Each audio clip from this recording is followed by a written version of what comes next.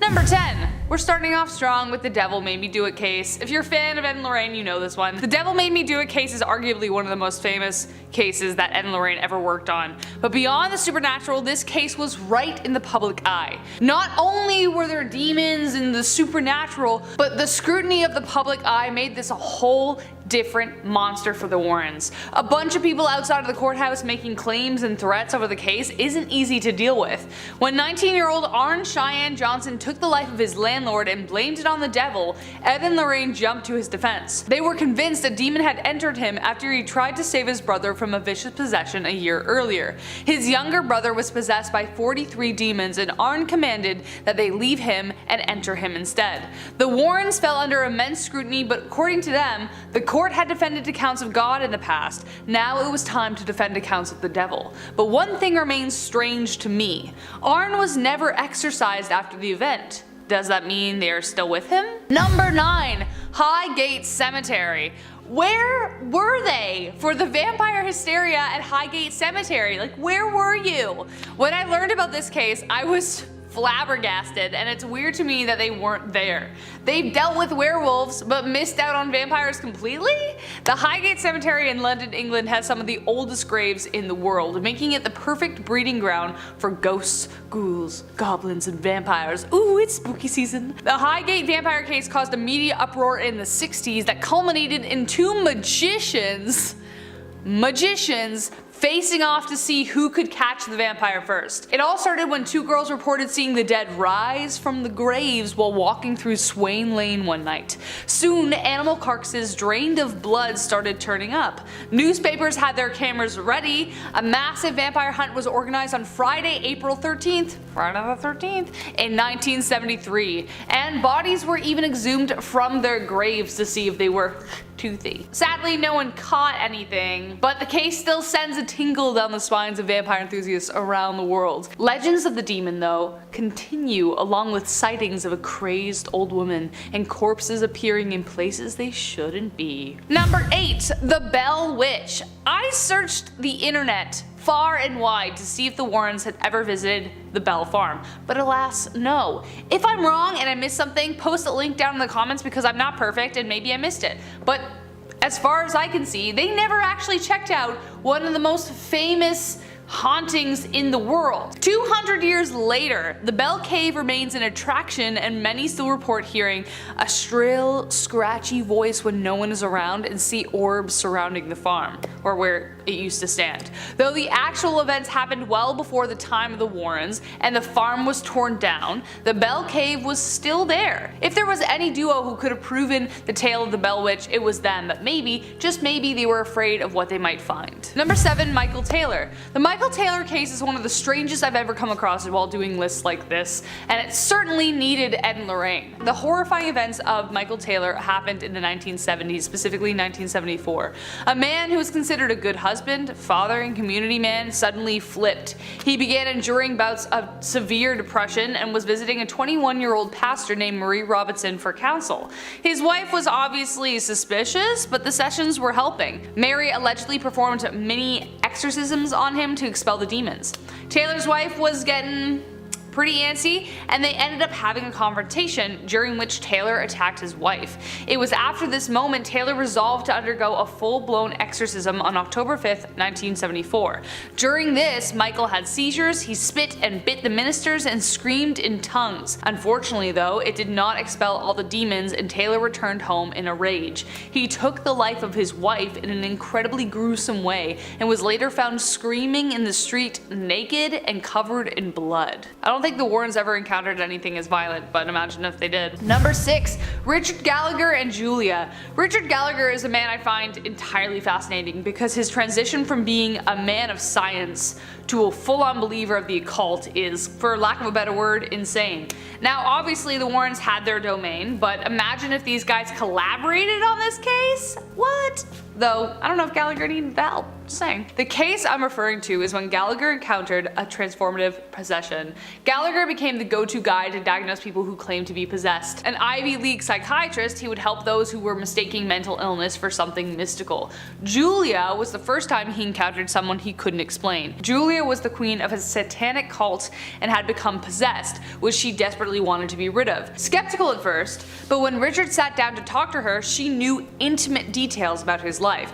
Objects would fly off the wall, and once during a phone call with the priest, they both heard one of the demonic voices she'd speak in around them, even though Julia was across the country. Number 5. The Thornton Heath Poltergeist. It was the 1970s. Thornton Heath, England. Where were the Warrens? Probably busy, or too scared to bother with such a terrifying case. It all started one hot August evening when the family living in the house was awoken by their radio suddenly blaring to life. This was just the beginning to a terrible haunting the family would endure for 4 years. Objects would fall or be thrown across the room by invisible hands, you know, all the usual poltergeisty things. One night, the son awoke to find a man standing at the end of his bed, like staring at him with like venom in his eyes. After a bunch of startling incidents, they tried to have the house blessed, but it failed. However, a medium did discover that the house was haunted by a couple named the Chattertons who considered them trespassers on their property. The family eventually had no other option but to move out, and the activity has since ceased. But imagine if the Warrens were on the case, probably would have been solved so much sooner. Or not, who knows. Number 4. The Danny Poltergeist case. In 1998, a woman named Jane Fishman reported strange happenings regarding an antique bed in the home of Al Cobb in Savannah, Georgia. It was a vintage 1800s bed that Cobb bought at auction for his son, a purchase he later regretted.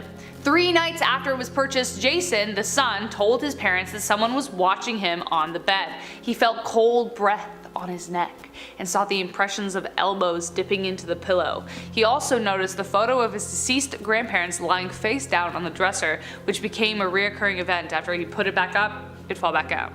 But then, one morning, an assortment of strange objects, including animals made from shells, was found on his bed after he'd already gone down to breakfast. That got his parents and his twin brother's attention. They left paper and crayons out and asked the ghost what his name was. Then later they came back to see Danny 7 written on the paper. After several communications and a smashed terracotta planter, it was clear that Danny didn't want anyone in his bed. The family eventually got rid of the bed, but that didn't solve the problem. Turns out Jason's connection to the spirits went skin deep, and he continued to see things after the event. Number 3, here we go. The Winchester House. This place is on my bucket list to visit, so it's a wonder to me why the Warrens never checked it out. Again, I googled it, they didn't. Prove me wrong in the comments. I welcome correction, as always, thank you. But it's essentially a 24,000 square feet mansion with 10,000 windows, 2,000 doors, 160 rooms, 52 skylights, 47 stairways and fireplaces, 17 chimneys, 13 bathrooms, 6 kitchens, and cost Sarah $5 million to build, about $71 million today. There are stairs and doors that lead to nowhere, windows that don't open. It's a labyrinth of mystery. Sarah Winchester and her husband William Winchester amassed a huge fortune from their sale of the, you guessed it, Winchester rifle. After her daughter died of TB and William left Sarah a widow, she consulted a medium who told her that she would constantly be haunted by the spirits killed by the Winchester rifle. The house never stopped construction until she died in 1922. It is said the house was built to trap the spirits inside. Today, it's considered one of the most haunted places in the world and is well worth a visit for anyone seeking a scare. So where the heck were the Warrens to debunk this thing? It would have been awesome. Number 2, the Amityville horror case. Obviously I had to put this case on the list because this case remained the scariest event of Ed and Lorraine's career. It had the monstrosities of the night which roamed that house, which infested it, which caused a young man to murder his whole family. The events at Amityville, Long Island in 1975 shook the nation and the box office. The Lutz family moved into their dream suburban home with optimism and hope for their life. But little did they know, a year earlier, Ronald DeFia Jr. shot and killed all 6 members of his family, priming the property with evil. The Lutzes didn't know what to make of the swarms of flies, loud, aggressive banging noises, disturbing entities, and even levitations occurring in the home. So they got the hell out of Dodge, leaving all their belongings in the process.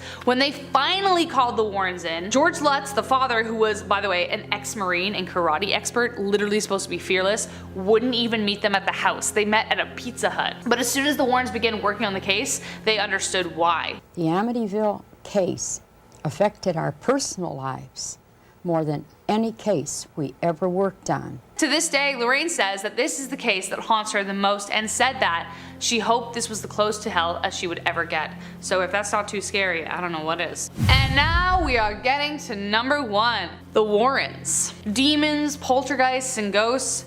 It was hard to find a case that the Warrens wouldn't face. They seemed fearless, their love strong enough to withstand all the forces of darkness, or at least that's how the movies told it.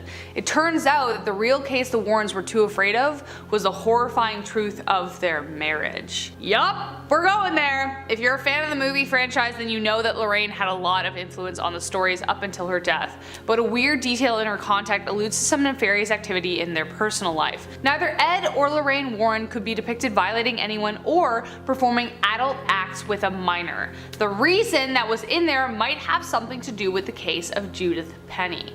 Penny stayed with the Warrens as a young woman and allegedly had an inappropriate relationship with Ed, and Lorraine knew about it. Judith made a legal declaration in November 2014 stating that Penny and Ed had begun an amorous relationship when he was her bus driver and she moved in with them in 1963. That same year, Penny was arrested when someone noticed the illegal relationship between her and Ed.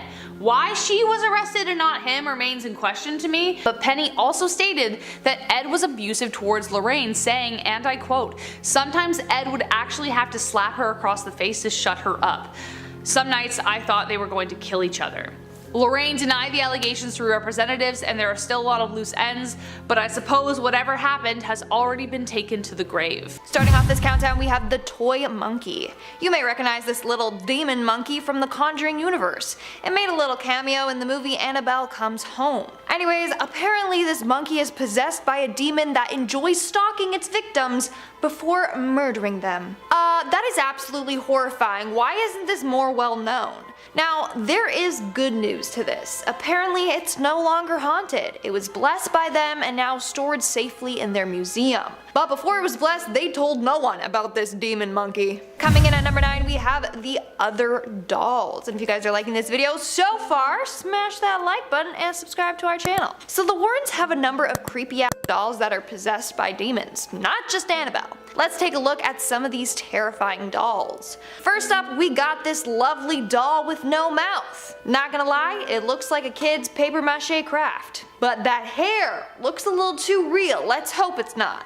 Then we have this doll. I didn't think we could get any worse, but whew, I was wrong. Okay, her eyes are horrifying, they literally just stole my soul. And last but not least, we got this gem. Because who doesn't love clowns, am I right? All of these dolls are apparently haunted by different demons, but that's all we know about them. The rest is a mystery. Moving on to number 8, we have the succubus demon. Succubus is a demon that is said to take the form of an attractive female in order to trick and seduce men. It's common for men to be visited by this demon in their dreams. While investigating the Smurl family haunting, Ed came in contact with a succubus demon. Both Ed and Lorraine tried to remove this demon from the Smurl family's home, but actually failed to do so. That's when they had to call in Pope Benedict XVI for help, and they performed a ritual exorcism of the house. Maybe that's why we didn't know about this, because the Warrens failed at removing the demon and needed help. That must have been pretty embarrassing. In our 7th spot, we have the haunted house. The Borley Rectory is said to be one of the most haunted places in England. It was built in 1862 but sadly was damaged by a fire in 1939, and by 1944 the whole thing was demolished. Now here's the thing. Before it was demolished, it was said to be extremely haunted. People would hear footsteps and see ghostly apparitions of a nun and a phantom coach.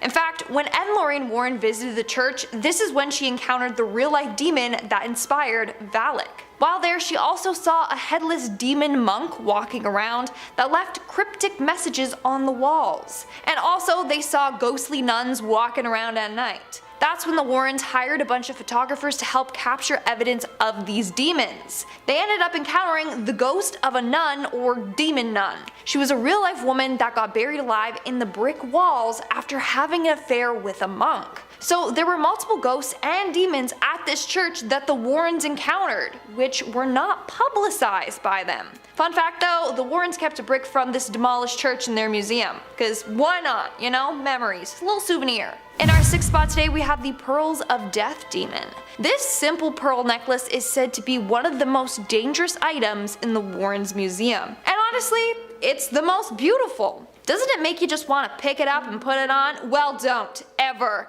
This necklace is incredibly cursed and is said to strangle anyone who wears it. Basically, it all started when a woman was given this necklace. She put it on and claims that it felt like someone was strangling her to death. People around her had to actually yank the necklace off of her to save her. It was a near-death experience. It's believed that this necklace was used in incantations or rituals, or even was used as a holy relic to Satan worshippers. So now it's possessed by some sort of demon that wants to kill anyone who wears it. The Warrens again chose not to go that public with this necklace, because it might tempt people to visit the museum and put it on for themselves. And obviously, they don't want people dying at their hands. We are now at our 5th and halfway mark with the Union Cemetery ghost. Now this one is a bit different than the other ghosts and demons on today's list, and that's because the Warrens kept this ghost a secret because it was fake.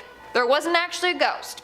Let me explain. So according to a legend, there's a lady in white that haunts Union Cemetery in Easton, Connecticut. She was apparently the victim of betrayal by her lover, and she died either by taking her own life when she was heartbroken, or she was actually killed by her lover. Well, Ed was determined to capture her on tape, and enlisted his secret, not so secret lover, Penny, for help. So in the summer of 1990, Ed apparently camped out in the cemetery for a week trying to make contact with this ghost, and it was a fail. The two then faked a video of the lady in white, which was just Penny wearing white. Anyways, he went on to make great claims that he made contact with this ghost, but hardly any evidence was provided, just a few shadow ghosts on video, which was Penny. People were questioning the authenticity of this video, and he kinda was like, hey, let's just, forget about this, and then they just never talked about it again. Coming in at number 4, we have the Donovan family. In the 70s, the Donovan family was haunted by a very malevolent demon. It started off how it normally does. The family would hear loud noises coming from inside their walls. Eventually, things would happen like blood would pour out from their taps, and they would hear animalistic growls coming from within their house. The Warrens were sent in to investigate, and turns out that the daughter, Patty Donovan, used an Ouija board and was communicating with the spirit that claimed it was a young boy. Clearly, it was a demon in disguise as a young boy. After learning that, the Warrens called for a priest and they exorcised the house from evil. But how come this case wasn't as well known as the others? Why were they trying to keep it a secret? Seems suspicious. What were they hiding?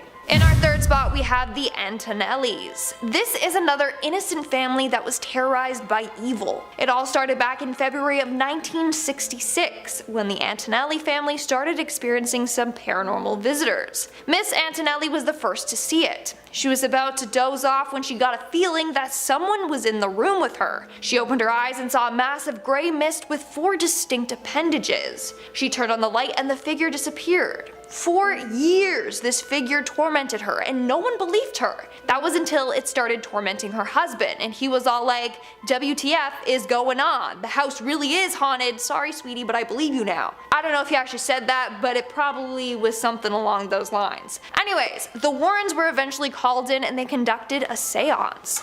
That's when they discovered a number of dark things happened at that house. Some of it was so disturbing that it's believed they wanted to try and keep this case a secret because of the home's gruesome past. Apparently a young girl became pregnant by a neighbor. Her baby was then killed and buried in the cellar. That's just some of the dark things that happened there that the Warrens were willing to share. Moving on at number 2, we have the exorcism gone wrong. In the early 2000s, Ed and Lorraine Warren traveled to Japan to check out these so-called haunted tunnels, where a number of people mysteriously died in. But they got more than they bargained for, because while in Japan, they were called in to do an exorcism on a young girl named Teresa. There was a demon inside of her fighting to take control of her body. In fact, Teresa didn't speak a word of English, but during the exorcism, she spoke fluently. The leaked footage of the exorcism shows Teresa trying to fight back against the demon, but a number of people don't think it went too well. Even if you Google the case, no information comes up. So many fans believe that poor Teresa lost her life to this demon,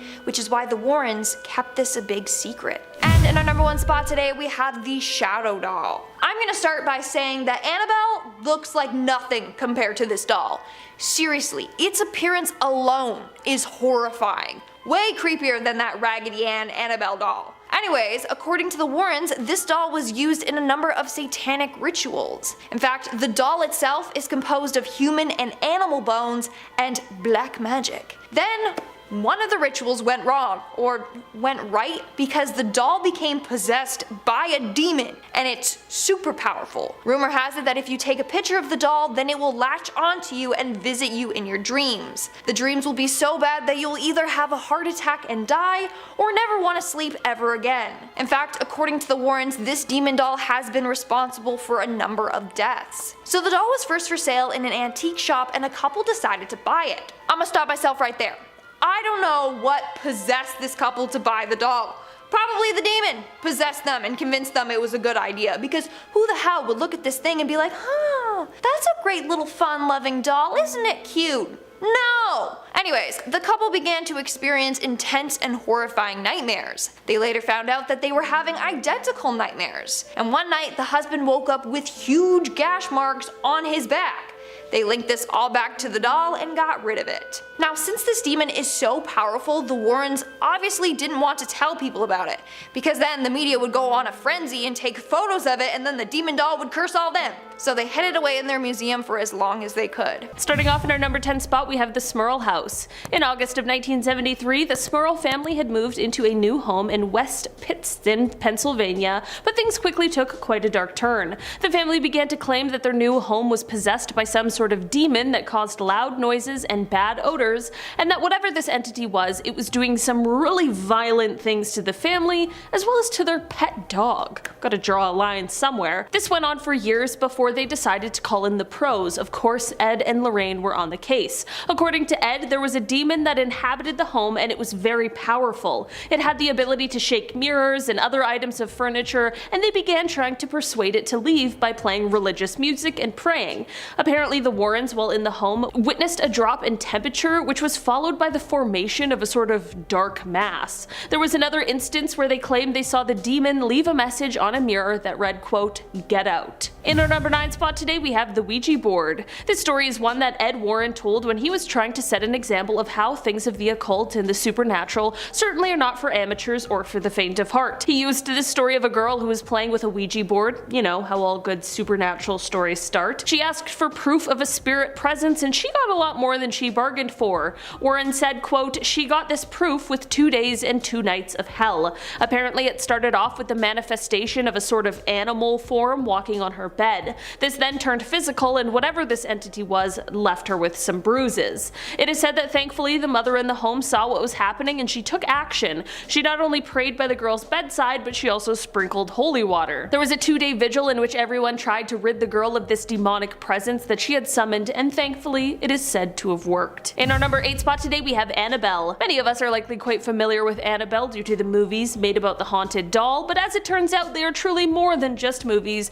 as the real story is said to have taken place in the 1960s. I always thought that Annabelle was kind of like a Chucky ripoff, but it turns out it is way more sinister than that. This is at least when Ed and Lorraine began to get involved with the doll. In 1968, 2 roommates claimed that a Raggedy Ann doll that was gifted to one of them by their mother had become possessed by the spirit of a young girl named Annabelle Higgins. After further investigation by the pair, the Warrens explained that the doll was being manipulated by an inhuman presence, and they knew that the roommates would not be able to keep the doll without fearing for their safety. This is what led to the pair taking the doll and placing it in their occult museum, and this is the story that inspired the hit movie. In our number 7 spot today, we have the Donovan family. In the early 1970s, the Warrens were called to the home of the Donovan family, and when they arrived, they found them all terrified. They witnessed loud pounding and other inhuman noises coming from inside of the walls, the wallpaper was peeling, and the water was running red. The Warrens began their investigation, and this included asking them questions to try and find out if there was a source of the haunting,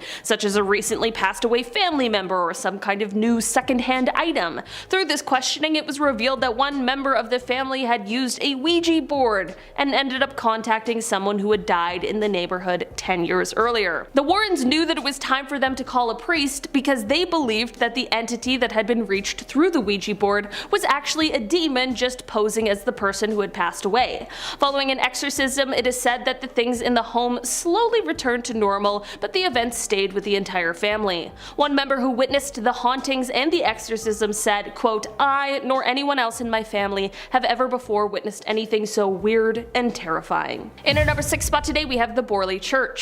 This is the story that is said to be the inspiration for the terrifying movie The Nun, so buckle up. The story takes place when the Warrens went to Essex in order to investigate claims of the haunted Borley Church. The tales involved ghostly chanting, organ music being heard when no one can be seen playing, as well as the ghosts of both monks and nuns roaming around the area. It is said that these hauntings started because in one of the past lives of the area and the building, it is said that a nun was buried in the walls alive after attempting to run off with a monk. Gotta be honest, if that was me, I'd haunt that place for forever too.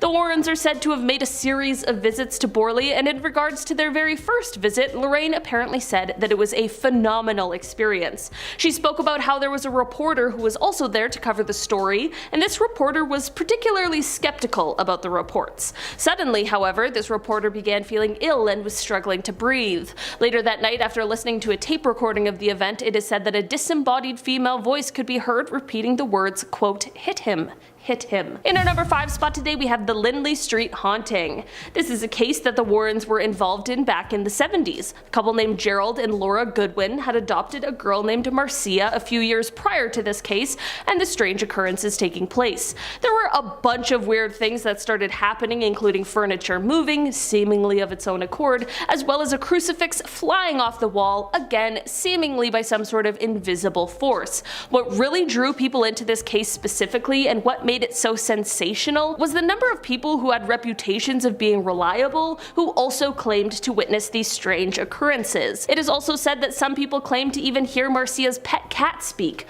One reverend even claimed to see the cat singing Christmas carols in the basement, but let's be honest, while that would be jarring, that's also one of the funniest things I've ever heard in my life. In our number 4 spot today, we have the theater haunting. Starting in Willimantic, Connecticut, the Warrens went to check out a theater that was said to have a number of strange apparitions and weird sightings. The manager is said to have been 32 at the time, and he had recently started working there when he saw the figure of a woman late one night after he had already closed down the theater. He saw the same figure the following night, and this led him to confide in one of the employees who had been there for years about what he was witnessing. This is when the employee said that from the balcony one night he had seen 2 actors in a Shakespearean dress. One of them fell, exclaiming, "They've killed me," and then all 3 of them disappeared. This wasn't the only employee either. The janitor also experienced strange happenings and sometimes even heard footsteps. The Warrens decided to conduct a seance in the theater. Ed apparently reported that, quote, "the girl whom the manager had seen came to us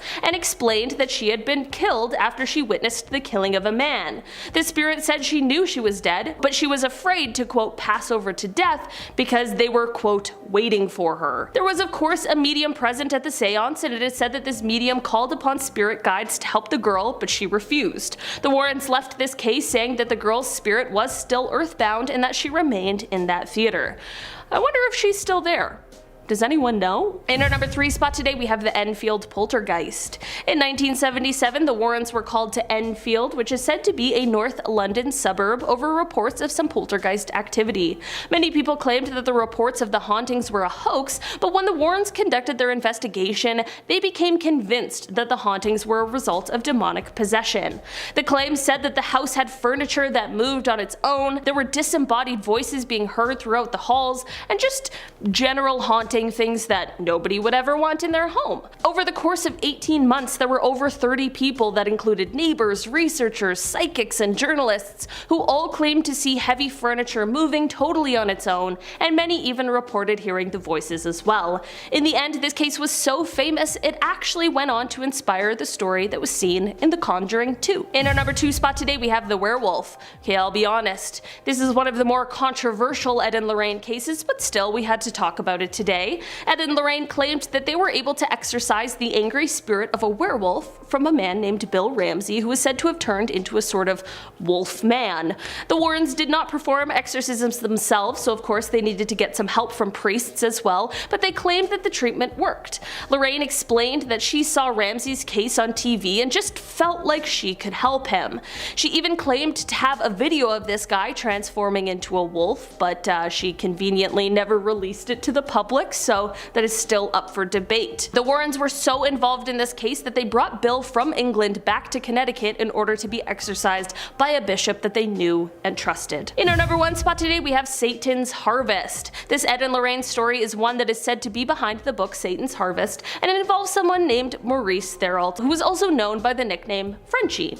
He was a farmer, and it is said that he had 2 personalities. One was super kind and friendly and warm, his neighbors loved him, some members of his family loved him, but there was this other side of him that was dark and cruel and twisted, and this was seen towards only specific members of his family. Ed and Lorraine came to investigate, and it is said that absolute chaos ensued. They claimed to see him bleeding from his eyes, they found crosses that would just appear on his body, and even messages written on his back. Number 10. The Devil Made Me Do It. In 1981, 19-year-old Arne Cheyenne Johnson sparked controversy far and wide for a crime he wasn't behind, or so we think. While arguing with Alan Bono over Johnson's girlfriend, Arne stabbed Bono, resulting in the man's death.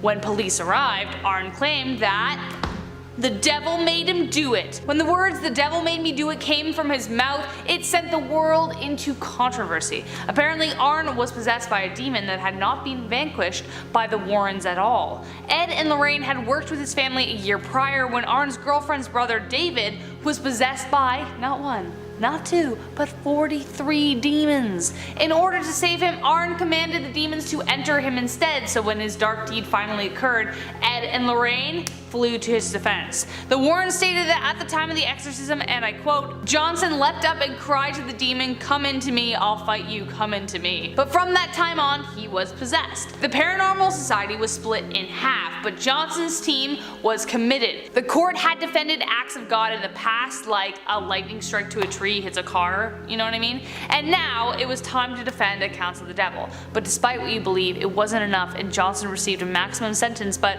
was released after good behavior just 4 years later. But still, the fact that these demons were never truly vanquished left the Warrens terrified that this might be the case elsewhere. Number 9. The Smurl Haunting. Jack and Janet Smurl sound like they should be like the leading couple of a comedy featuring Jennifer Aniston and Jason Sudeikis. But of course, wrong list. The plight of the couple attracted the attention of Ed and Lorraine Warren after a series of dark and ominous events struck, of course. In the 1970s, the family started experiencing shocking technical mishaps like their TV bursting into flames and toilets flushing by themselves. I know, do ghosts poop? Apparently. At first, they didn't think anything of it, but then the knocking started, in a peculiar pattern of 3 followed by terrible sudden odors, making the Smurls feel ill.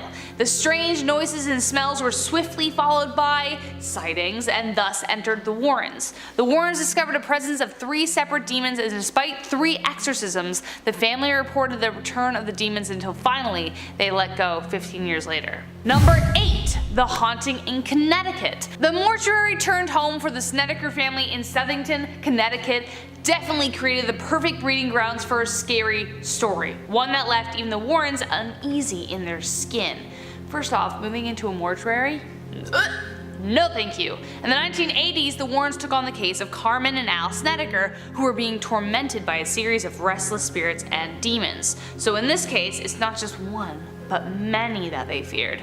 The family reported the smell of rotted flesh lingering in the house because, I don't know, it was a mortuary, and that the taps would turn red out of nowhere.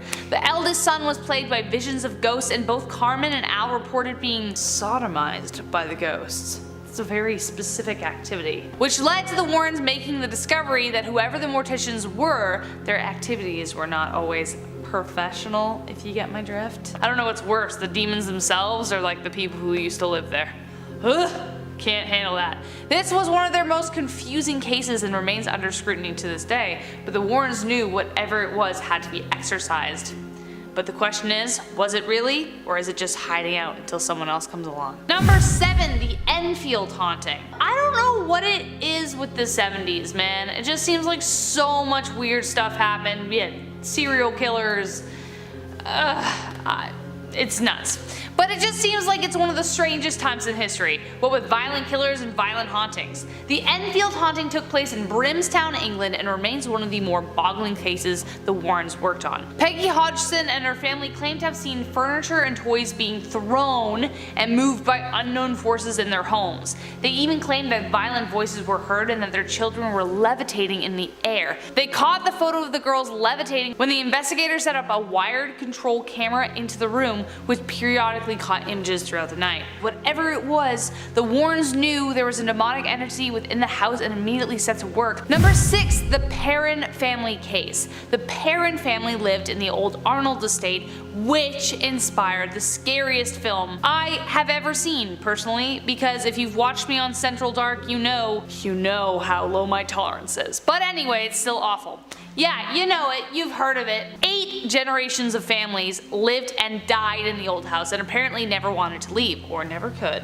When the Perrin family moved in the 1970s, the advice they got was to leave the lights on always. Why didn't you leave then? I don't know. I don't know how that didn't send them running for the hills. The house had been rife with tragedy, but one of the 3 people who took their own lives was an alleged Satanist whose activity was responsible for the possession of the house. Her name was Bathsheba Sherman, who became a demon that Lorraine will never forget. The demon would physically attack the daughters of the Perrin family, with one reportedly seeing a floating head screaming and retching at her. Ugh, I almost didn't say her name, but I did, so we'll see what happens to me now. Number 5, the Shadow Doll. The Shadow Doll is literally the doll of your nightmares. The Shadow Doll comes from unknown origins but was kept in the Warrens Museum for safekeeping.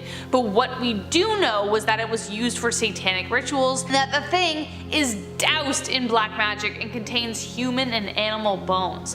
Whatever possesses this thing had the Warrens take it into their possession to ensure that it caused harm to no one else. Legend has it that if you take a picture of the doll, it will possess your nightmares. But it won't just be any nightmare. It will be the most terrifying you've ever experienced, and some have even suffered heart attacks from them. I know what you're thinking. Why didn't they just burn the thing? Well, what's more dangerous? A demon you can see right in front of you, or one for you to wander wherever it chooses?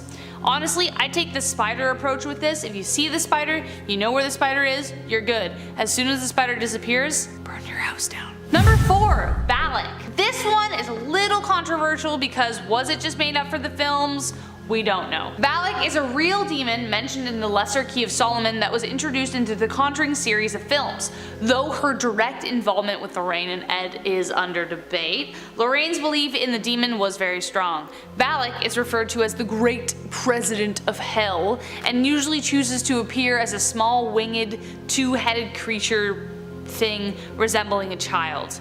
Valak is said to command 30 legions of demons, and in the film became the leading arch nemesis of the Warrens. We'll mention Borley Church in a second, but Valak was portrayed as a nun. But there is some speculation that says that they may have actually encountered him throughout some of their worst cases. Lorraine often said that she encountered a black, shadowy vision of a dark entity whenever she wasn't working on a case, and believed that she was being followed by something she couldn't explain.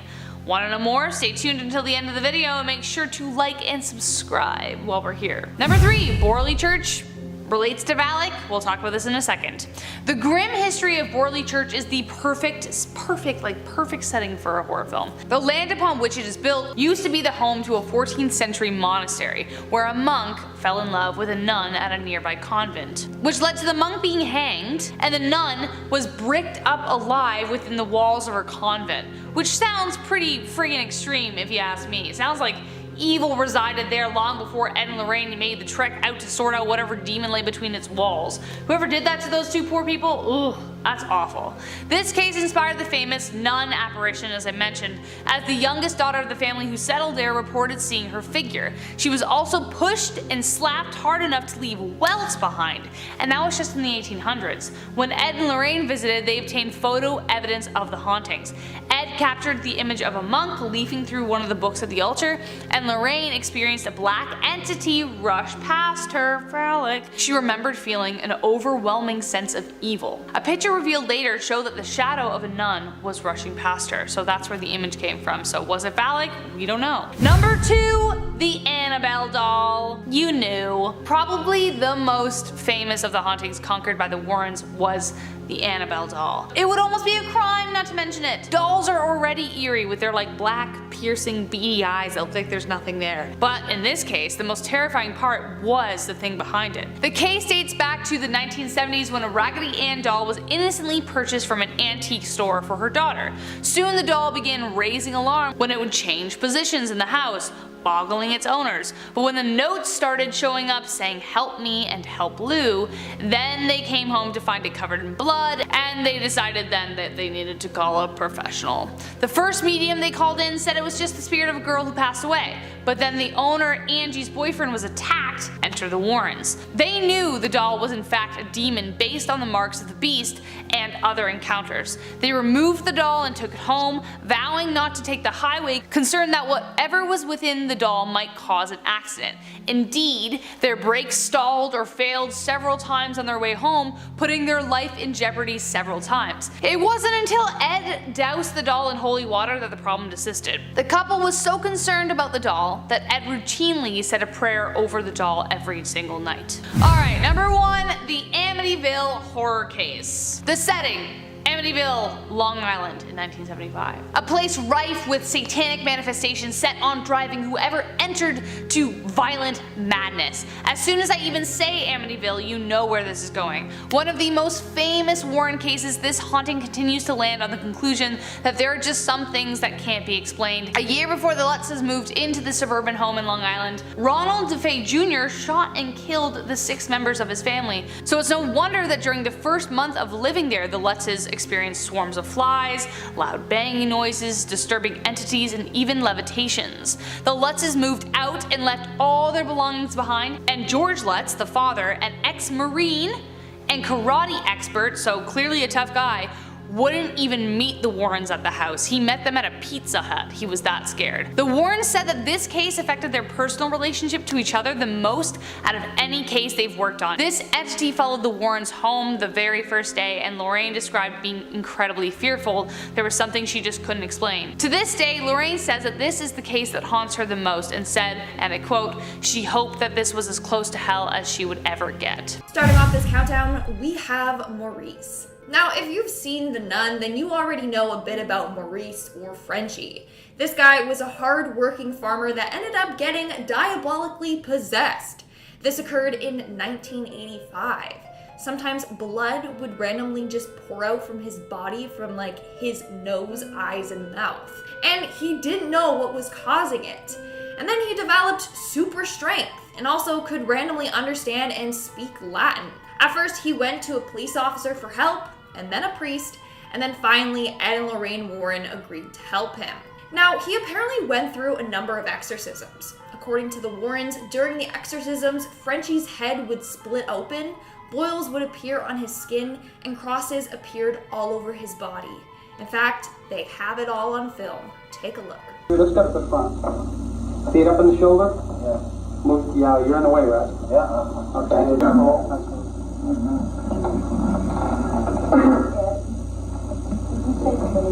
It literally looks like somebody took something sharp and carved it into him and then it scarred up. But those would appear all over his body.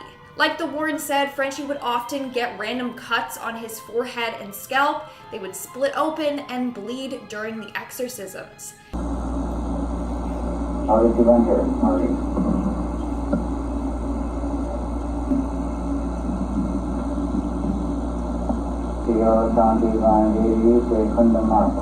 That is absolutely horrifying. The demon inside of Frenchie put up a huge fight against the Warrens. It certainly made their job more difficult, but also horrifying. In our 9th spot today, we have the childhood demons. Ed Warren's first encounter with the paranormal happened when he was only 5. He claimed that he would see an apparition of a woman. It started off as a dot of light that then transformed into a semi-transparent woman, and then she vanished right in front of his eyes. That encounter at 5 years old must have been absolutely terrifying. After that, Ed would often see his dead relatives that he's never even met before. In fact, one of his deceased aunts told him that when he grows up, he would help many priests, but never become a priest himself. Which was very true. It was like a little prediction of his future. Although his relatives obviously weren't out to get him, Ed still encountered a number of scary entities and demons when he was only just a kid. Which obviously he feared for, obvious reasons. That's terrifying. In our 8th spot today, we have the Military Academy Demons. Back in the 1970s, the Warrens were sent to a military academy in West Point, New York to investigate some paranormal activity. Cadets would complain about feeling watched by an unseen force while they were sleeping. Others saw ghostly apparitions in the middle of the night. One of the scariest encounters was in October of 1972. It was 2 in the morning when a ghost soldier manifested right in front of 2 cadets. Apparently, this demon soldier had menacing eyes that glowed. When the cadets looked into his eyes, they both fell unconscious. When Ed and Lorraine Warren investigated West Point, they found that it was haunted by a number of spirits. One was an Irish cook named Molly. She would just be a little nuisance, but she wasn't evil. Same with another ghost whose name was Greer. He was a soldier turned murderer. He would haunt this place because of his guilt. Now, the evil ghost or demon was given the name the Pusher. He could literally cause someone's entire body to freeze or make them pass out, like I said before. I believe now that that demon is gone, but some of the more harmless ones still haunt that area. In our 7th spot, we have the Donovans. In the 70s, the Donovan family was being haunted by some malevolent demon. It started off with them just hearing loud noises coming from inside their walls, like banging. Eventually, things would happen, like blood would pour out from their taps, and they would hear animalistic growls coming from within their house. The Warrens witnessed this all. Turns out that the daughter, Patty Donovan, used an Ouija board and was communicating with a spirit that claimed it was a young boy. But in fact, it was a demon in disguise as a young boy. After learning about this, the Warrens called for a priest and they exorcised the house from evil. In our 6th spot today, we have the Antonellis. It all started back in February of 1966 when the Antonelli family started experiencing some paranormal visitors. Miss Antonelli was the first to see it. She was about to doze off when she got a feeling that someone was in the room with her. She opened her eyes and saw a mass of gray mist with 4 distinct appendages. She turned on the lights and the figure disappeared. For years, this figure tormented her and only her. Then, it started tormenting her husband. One time, a hammer flew down the stairs right towards him. Thankfully, it didn't strike him. But that's when the Warrens were called in. They conducted a seance and found some pretty dark stuff went down in that house. Like, a girl became impregnated by the neighbor, her baby was then and buried in the cellar, etc., etc. The house was just incredibly evil and infested with entities and demons. We're now at our 5th and halfway mark with the South End werewolf. Probably one of the more bizarre cases ever investigated by the Warrens. Basically, a man named William Ramsey claimed to be possessed by a demon that manifested itself in the form of a werewolf. So then Ramsey started to do werewolf-type things. He said his first werewolf transformation happened when he was about 9. He was playing outside when all of a sudden he got a whiff of something awful, and then his whole body turned ice cold. He then went into a fit of rage. He even managed to rip a complete fence out of the ground, like post and everything. I mean, having that much power as a 9-year-old makes no sense. But it was the demon inside of him controlling him. Things like this continued to happen as he aged. One second he'd be normal, the next he'd be controlled by that demon and go into that fit of rage. During these fits, he always displayed inhuman strength. In fact, he would also growl like a werewolf and snarl like one too. In 1989, the Warrens were assigned to this case and helped conduct an exercise on him. I don't even know if they got the demons out of him, to be honest. In our fourth spot today, we have the Buddhist exorcism.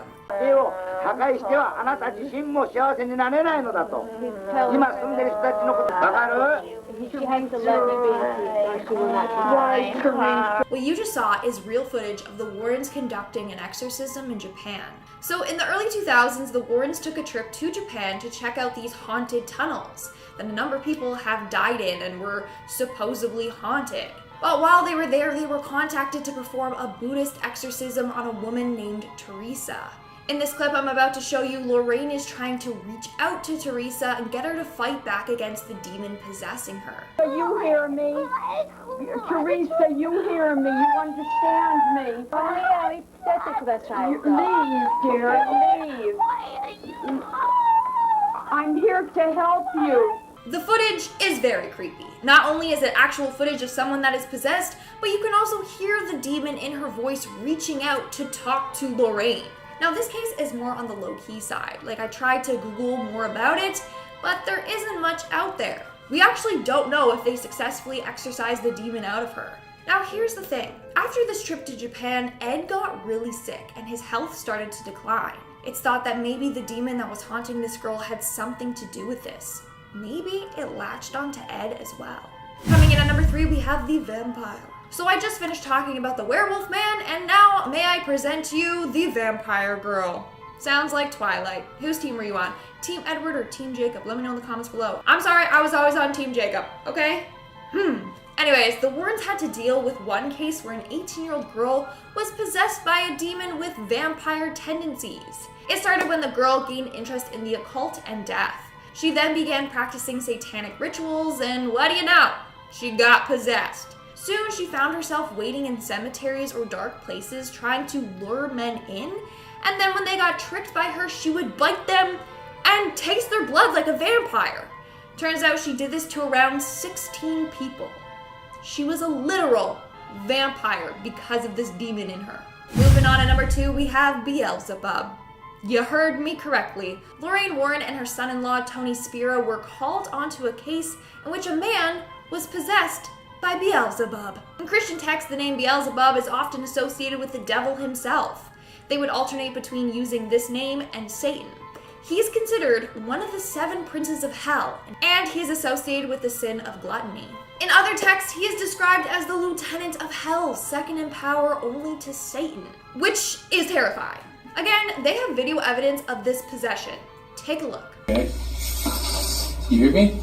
Jesus Christ has all the power. You have none. What is your name? Jesus Christ commands you to answer that question. What is your name? What is your name? Dude, I'm sorry. If I was there, I would have peed my pants. That is horrifying. But that's not all. There were at least 4 other demons inside of this man possessing him. They then asked the demons why they were possessing Roberto, and he replied with power. Like, literally, it's terrifying. That's how he said it. That was a really good impression. Why are you in Roberto? Why are you there with Roberto? Jesus Christ doesn't like demonic spirits within a human spirit. I don't know about you, but that creeps me out, okay? It's terrifying. And in our number 1 spot today, we have the deal with the devil. For this next case, the Warrens had to deal with the devil himself. It all started when a 19-year-old girl named Leslie from New York made a deal with the devil. Turns out she had a really big crush on a boy and wanted some help winning his heart over. So what does she do? She doesn't go to a love guru, no! She decides to call on the devil and make a deal with him. She offered him her soul if the devil gave her the boy she had a crush on. The deal worked. She got the boy, but the devil got her. So the Warrens literally had to step in and save her from the frickin' devil. Like, that's some scary bad there, I'm sorry. Starting off in our number 10 spot, we have Leslie. Leslie was a 19-year-old student who was attending college in Hartford when she encountered the Warrens. Leslie came from quite a well-off New York family, but in the end she came to the Warrens for help because she was experiencing these unexplainable bouts of depression and anger, and she wanted to see them resolved. She actually, in the beginning, only met with Ed, and when she did, she explained to him that she had previously called upon demons and even the devil himself in order to help her win win the love of a boy back home. Apparently, this worked. She had won the boy, and now Satan was on the way to claim her soul, which is why she needed the help of the Warrens before it became too late. In our number 9 spot today, we have the Borley Church. This is the story that is behind the inspiration for the terrifying movie The Nun, so buckle up because it's a good one. This story takes place when the Warrens went to Essex in order to investigate claims of the haunted Borley Church. The tales involved ghostly chanting, organ music being heard when no one can be seen playing, as well as the ghosts of both monks and nuns roaming around the area. It is said that these hauntings started because in one of the past lives of the area and the building, it is said that a nun was buried in the walls alive after attempting to run off with a monk. I gotta be honest, if that was me, I'd haunt that place forever too. The Warrens are said to have made a series of visits to Borley, and in regards to their very first visit, Lorraine apparently said that it was a phenomenal experience. She spoke about how there was a reporter who was also there to cover the story, and this reporter was particularly skeptic about the reports. Suddenly, this reporter began feeling ill and was struggling to breathe. Later that night, after listening to a tape recording of the event, it is said that a disembodied female voice could be heard repeating the words, "Hit him, hit him." In our number 8 spot today, we have the vampire. This story is said to be that of a sort of possession, which I honestly wasn't expecting. It is said that the subject in this case, who isn't named, began to have an interest in the occult because of a sort of curiosity with morbidity and death. This then led to her starting to practice satanic rituals, which, listen, we can all express ourselves how we choose, but just be careful, you know? Because for this woman, these rituals led to a bloodlust. She soon found herself waiting outside of cemeteries and dark places, trying to find a young man to prey upon. She would then bite them, like what you'd expect a vampire to do, but it is said that these bites were only to satisfy her craving and hunger, and that the bites were never serious. I'm just saying, serious injury or not, it's pretty messed up. It is said that during her interview with Ed Warren, the woman confessed to having bitten 16 different people this way. In our number 7 spot today, we have Satan's Harvest. This is the story that is said to be behind the book Satan's Harvest, and it involves someone named Maurice Theriault, who is also known by the nickname Frenchie. He was a farmer, and it is said that he had 2 personalities. One was kind and friendly and warm, his neighbors loved him, some members of his family loved him, but there was another side of him that was dark and cruel and twisted, and this was seen towards specific members of his family. Ed and Lorraine came to investigate, and it is said that chaos ensued. They claimed to see him bleeding from his eyes, they found crosses that would just appear on his body, and even messages written on his back. In our number 6 spot today, we have West Point. This story starts out when Ed and Lorraine were called to a military academy in West Point, New York. When the couple arrived, it is said that Lorraine could sense what was going on. She felt the presence of an Irish cook named Molly. She explained that Molly was a bit clumsy and messy, but this wasn't the only presence, however. The officers at the academy would complain about a ghost moving objects around their living quarters. It was later identified as a ghost named Greer, which, after some research, turned out to be quite eerie. This is because it is believed that this ghost might have been that of Lawrence Greer. This man was a Buffalo soldier until it is said that he turned into a killer. Here's the really creepy part though. I mean, as if being a killer isn't creepy enough. It is said that after Greer's trial, there's no record of what happened to him. In our number 5 spot today, we have the Ouija board. This story is one that Ed Warren told when he was trying to set an example of how things of the occult and the supernatural certainly are not for amateurs or for the faint of heart. He used this story of a girl who was playing with a Ouija board. You know, how all good supernatural stories start. She asked for proof of a spirit presence, and she got a lot more than she bargained for. Warren said, quote, "She got this proof with 2 days and 2 nights of hell." Apparently it started off with the manifestation of a sort of animal form walking on her bed. This then turned physical, and whatever this entity was left her with bruises. It is said that thankfully the mother in the home saw what was happening and she took action. She not only prayed by the girl's bedside, but she also sprinkled holy water. There was a 2-day vigil in which everyone tried to rid the girl of this demonic presence that she had summoned, and thankfully, it worked. In our number 4 spot today, we have The Beginning. We talk a lot about the most famous cases of the Warrens, like the ones that inspired the Conjuring movies or Haunting in Connecticut or The Nun, but what we don't really talk about is how the Warrens got into the occult. I mean, most people, especially in their day, don't just wake up and suddenly go, I think I'm gonna dedicate my life to the paranormal. So something must have happened to pique their interest. Well, apparently for Ed Warren, it started at quite a young age. It is said that Ed realized at only age 5 that his house was haunted. Apparently he witnessed a glowing orb and a terrifying woman's face coming out of his closet. I mean, that would be horrible to see as a grown adult, I can't imagine at that age. But it fully makes sense as to why he later became so interested in the things that he did. Before Ed and Lorraine became the names that they are today, it is said that in order to help the pair get a foot in the door, literally into haunted homes, Ed used his passion for painting. He used this by painting homeowners' pictures of their houses. Clearly, something he did must have worked. In our number 3 spot today, we have the Lindley Street haunting. This is a case that the Warrens were involved in back in the 70s. A couple named Gerald and Laura Goodwin had adopted a girl named Marcia a few years prior to this case and the strange occurrences taking place. There were a bunch of weird things that started happening, including furniture moving, seemingly of its own accord, as well as a crucifix flying off the wall, again seemingly by some sort of invisible force. What really drew people into this case specifically, and what made it so sensational, was the number of people who had reputations of being reliable who also claimed to witness these strange occurrences. It is said that some people claimed to even hear Marcia's pet cat speak. One reverend even claimed to see the cat singing Christmas carols in the basement. But let's be honest, while that would be very jarring, that's also one of the funniest things I've ever heard. In our number 2 spot today, we have the Antonellis. The story of this haunting starts off with Mrs. Antonelli, who in February of 1966 claimed that while everyone else in the house was sleeping, she saw some sort of apparition. She explains that it was a mass of gray mist that had 4 distinct appendages, and she said it was bright and looked as if it was in sort of a bubble. No one, including her own husband, believed the things she had seen until a year later. It was at this point that one day, while Mr. Antonelli was home alone, he suddenly, out of nowhere, heard a quote ungodly scream, and when he looked in the direction that it came from, he saw the stairs in his house, but suddenly they appeared as if they went on forever. He sat down, had a few coffees and cigarettes, like I think anyone would after seeing something like that, and after he thought it was over and he went back to the housework that he was doing, but he certainly was not right. Basically, it said that he put the hammer down about 7 to 10 feet away from the top of the stairs, and then all of a sudden the hammer came flying down them. He went to grab it, put it down again, and this time it suddenly flew right over his shoulder. It is said that when his family came home, he was still a ghostly white, and this time he had 2 cigarettes in his mouth.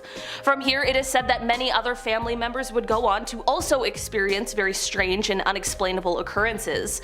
It is said that for the Warrens, even in their long and full careers, this was one of the most interesting cases that they ever investigated. In our number 1 spot today, we have the theater haunting. Starting in Willimantic, Connecticut, the Warrens went out to check out a theater that was said to have a number of strange apparitions and weird sightings. The manager is said to have been 32 at the time, and he had also recently started working there when he saw the figure of a woman late one night after he had already closed down the theater. He saw the same figure the following night, and this led him to confide in one of the employees who had been there for years about what he was witnessing. This is when the employee said that from the balcony one night he had seen 2 actors in a Shakespearean dress. One of them fell exclaiming, "They've killed me," and then all 3 of them disappeared. This wasn't the only employee either. The janitor also experienced strange happenings and sometimes even heard footsteps. The Warrens decided to conduct a seance in the theater. Ed apparently reported that, quote, "The girl whom the manager had seen came to us and explained she had been murdered after she witnessed the killing of a man. The spirit said she knew she was dead, but she was afraid to, quote, pass over to death because, quote, they were waiting for her." There was of course a medium present at the seance, and it is said that this medium called upon spirit guides to help the girl, but she refused. The Warrens left this case saying that the girl's spirit was still earthbound and that she remained in that theater. I wonder if she's still there. Does anyone know? Starting off in our number 10 spot, we have The Conjuring. To start off this list today, of course, we have to talk about the case that really started a lot of our more modern interest in Ed and Lorraine cases, and that would be the Conjuring house. The house, which was built in 1736, wasn't anything special and didn't gain its fame until the family of Roger and Carolyn Perron moved in 1971. They claimed to experience terrible things like the smell of rotting flesh, witnessing something levitate in their beds as they slept, and one of the family members even claimed to have been possessed by a spirit. The family, of course, called Ed and Lorraine to come and investigate and hopefully help them out. Once there, the pair claimed that there was in fact a spirit haunting the home, and it was that of Bathsheba Sherman, who is said to have been a witch who previously lived in the house and who was buried in a cemetery nearby. The investigators had to make several trips to the house over the span of a few years, but as of now it is said that the house belongs to new owners who continue to open their doors to paranormal investigators. In our number 9 spot today, we have Annabelle. Many of us are likely quite familiar with Annabelle due to the movies made about the haunted doll. As it turns out though, they truly are more than just movies, as the real story is said to have taken place in the 1960s. This is at least when Ed and Lorraine began to get involved with the doll. In 1968, two roommates claimed that the Raggedy Ann doll that was gifted to one of them by their mother had become possessed by the spirit of a young girl named Annabelle Higgins. After further investigation by the pair, the Warrens explained that the doll was being manipulated by an inhuman presence, and they knew that the roommates would not be able to keep the doll without fearing for their safety. This is what led to the pair taking the doll and placing it in their occult museum. In our number 8 spot today, we have Amityville. One of the cases that is perhaps the most famous of Ed and Lorraine's is that of the Amityville haunting. In the 1970s, couple George and Kathy Lutz contacted the paranormal pair because they claimed that their house was haunted by some sort of violent demonic presence. They said that this presence was so intense it forced them to have to leave their home. Considering the dark history this home had just before the couple had moved in, it wasn't necessarily a stretch to believe that the house was haunted by some sort of evil spirit. In the end, the Warrens investigated the home and backed up claims that the Lutz had, which is part of the reason why this case ended up launching its own multi-million-dollar franchise afterwards. In our number 7 spot today, we have the Enfield poltergeist. In 1977, the Warrens were called to Enfield, which is said to be a North London suburb, over reports of some poltergeist activity. Many people claimed that the reports of the hauntings were a hoax, but when the Warrens conducted their investigations, they became convinced that the hauntings were a result of demonic possession. The claims said that the house had furniture that moved on its own, there were disembodied voices being heard throughout the halls, and just general haunting things that nobody would want in their home. In the end, this case was so famous, it's actually what went on to inspire the story that was seen in The Conjuring 2. In our number 6 spot today, we have The Devil Made Me Do It. This is the Ed and Lorraine Warren story that is behind the 2021 Conjuring movie. We've got a lot of fucking Conjuring movies on this list. In 1981, Arn Johnson was accused of taking the life of his landlord, Alan Bono. Ed and Lorraine had been called to the house prior to this taking place because the family believed that the younger brother of Arn's fiance had been possessed by a demon, but when the paranormal investigations began, Ed and Lorraine claimed that Arn was also possessed by some sort of demon. The trial of Alan's killing ended up marking a point in time, as it was the first time demonic possession was used as a not guilty plea. In this case, it was unsuccessful, but it went on to be one of the most historic cases of Ed and Lorraine's. In our number 5 spot today, we have The Werewolf. Okay, I'll be honest, this is one of the more controversial Ed and Lorraine cases, but still, we had to talk about it. Ed and Lorraine claimed that they were able to exorcise the angry spirit of a werewolf from a man named Bill Ramsey, who is said to have turned into a sort of wolf man. The Warrens did not perform exorcisms themselves, so of course they needed to get some help from priests as well, but they claimed that the treatment worked. Lorraine explained that she saw Ramsey's case on TV and just felt like she could help him. She even claimed to have a video of this guy transforming into the werewolf creature, but conveniently never released it to the public. The Warrens were so involved in this case that they brought Bill from England back to Connecticut in order to be exorcised by a bishop that they knew and trusted. In our number 4 spot today, we have the Union Cemetery. The Union Cemetery in Easton, Connecticut is known as one of the most haunted cemeteries in the United States, which definitely says a lot. The most famous of all of its hauntings is a presence that is often referred to as the White Lady. There are many people who have experienced this ghostly presence, and many people have seen her walking in front of their cars as they drive near the cemetery. That is all exactly why, in 1990, the Warrens decided to experience it for themselves when they set up their cameras in this haunted location. It is said that just after 2:40 a.m. they heard the sound of weeping and a paranormal figure began to move several feet in their direction. It is said that as they witnessed this, Ed tried to slowly approach her, but she suddenly vanished just as quickly as she had appeared. In our number 3 spot today we have the Smurl house. In August of 1973, the Smurl family had moved into a new home in West Pittston, Pennsylvania, but things quickly took quite a dark turn. The family began to claim that their new home was possessed by some sort of a demon that caused loud noises and bad odors, and whatever this entity was, it was doing some really violent things to the family, as well as to their pet dog. This went on for years before they decided to call in the pros. Of course, Ed and Lorraine were on the case. According to Ed, there was a demon that inhabited the home and it was very powerful. It had the ability to shake mirrors and other items of furniture, and they began trying to persuade it to leave by playing religious music and praying. Apparently the Warrens, while in the home, witnessed a drop in temperature which was followed by the formation of a sort of dark mass. There was another instance where they claimed they saw the demon leave a message on a mirror that read,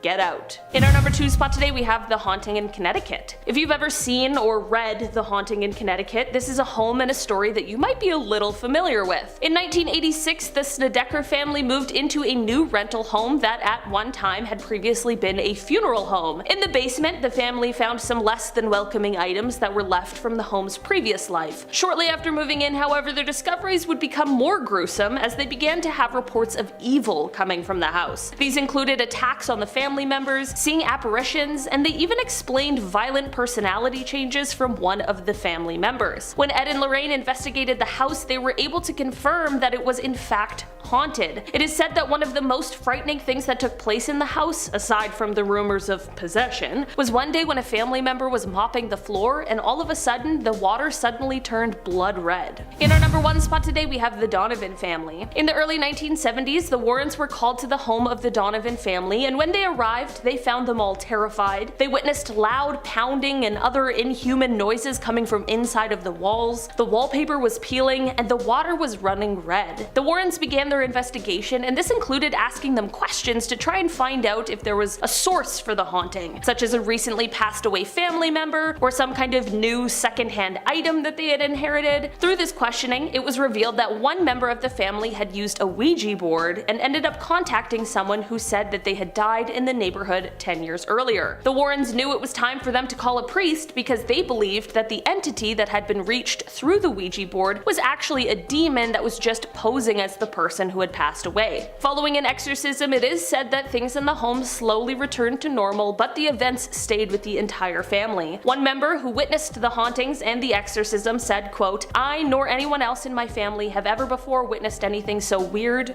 and terrifying."